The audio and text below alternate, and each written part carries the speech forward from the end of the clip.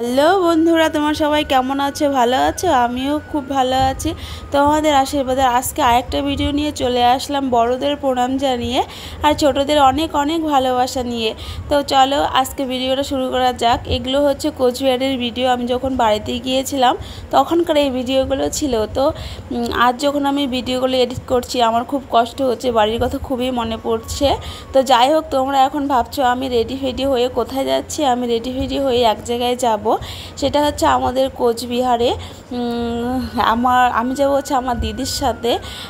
তো চলো দেখা যাক কোথায় যাই। তার আগে দেখো আমার ছোট্ট একটা ভাইপো, ও হচ্ছে কানে শোনে না, কথা বলতে পারে না, আমার সঙ্গে সবসময় মজা আর ঠাট্টা করে। আমি বেশিরভাগ বিয়ের আগে ওর সাথেই থাকতাম, সবসময় আমার পাড়াতে কোনো মেয়ে ছিল না, হ্যাঁ সবসময় ওর সাথেই থাকতাম।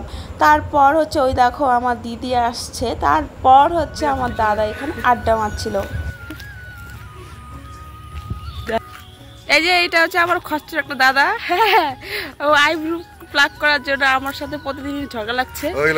বাড়ি থেকে এসে ওর ভ্রুগুলো প্লাক করে দেওয়া হচ্ছে আমার ডিউটি। আর আমাকে হচ্ছে রাত্রেবেলা বিরিয়ানি এনে খাওয়াবে।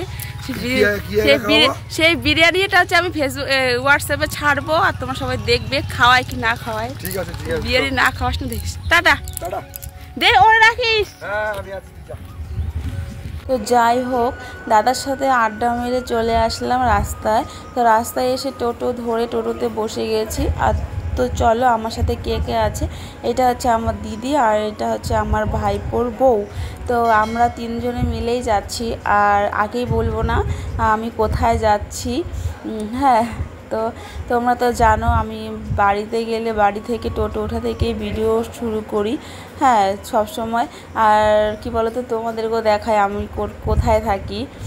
তো যাই হোক বন্ধুরা, আমি তো নীলকুঠি চকচকা নীলকুঠি অঞ্চলে থাকতাম, মানে আমার বাড়ি আমার বাপের বাড়ি ওইখানে। আমার তো খুবই ভালো লাগে, হ্যাঁ তাই তোমাদের সাথেও আমি শেয়ার করি। তোমরাও কিন্তু প্লিজ একটু কমেন্ট করে জানিও। তারপরে চলে আসলো হচ্ছে চকচকা আমার স্কুল। আমি এই স্কুলে পড়াশোনা করতাম। স্কুলের সামনে আসলেই বুকটা কেমন ধড়ফড় করে ওঠে যে আবার যদি সেই স্কুলে যেতে পারতাম কতই না ভালো হতো। সেই আগের স্কুলের বান্ধবীগুলো, বন্ধু বান্ধব, মানে কেউ কারোর সাথে আর দেখা হয় না।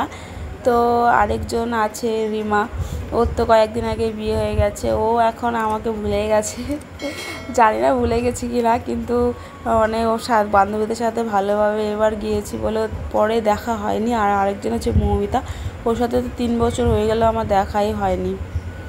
তো যাই হোক বন্ধুরা, আস্তে আস্তে আমরা শহরের ভেতরে ঢুকে যাচ্ছি। তো কিছুক্ষণের মধ্যেই আমরা হচ্ছে আমাদের জায়গায় পৌঁছে যাব। তো চলো দেখা যাক আমরা আজকে কোথায় যাই। আর তার আগে বলে দিলাম বন্ধুরা, আমার ভিডিওটা যদি তোমাদের ভালো লাগে তাহলে লাইক কমেন্ট শেয়ার করো। আর ভিডিওগুলো আমি এতদিন ছাড়তে পারিনি, কারণ হচ্ছে আমাদের কোচবিহার ওইখানে একটুকু জিও নেটওয়ার্ক পায় না, একটুকুও পায় না, যেন আমি ভিডিও তোমাদের সাথে শেয়ার করতে পারিনি। হ্যাঁ, তো যাই হোক এখন হচ্ছে আমরা নামবো, নেমে তারপরে যাব হচ্ছে কোথায় বলো তো, দত্ত জুয়েলার্স। আমি আমার দিদি আমাকে এখানে নিয়ে আসছে, কারণ হচ্ছে আমি বিয়ের আগে মানে আমার বাপের বাড়ি থেকে যে গয়নাগুলো আমাকে দিয়েছিল সেটা আমি এই দোকান থেকেই নিয়ে আসছিলাম। তো দিদি আমাকে বলছে যে তো চল ওই দোকানে আমিও যাব, আমাকে নিয়ে চল, দিদি কিছু কিনবে। তো যাই হোক, তোমরা বলছি সোনার দোকানে গিয়ে কেন আমার শাখার দোকানে আসছি। তো সোনার দোকানে ভিডিও করা যায় না। তো আমার ভাইপোর বোর হচ্ছে হাতের শাখার মাপ হচ্ছিল না বলে আমরা দোকানে আসছিলাম শাখা নিতে। তো লাস্টে আমাদের এই শাখাগুলো পছন্দ হলো।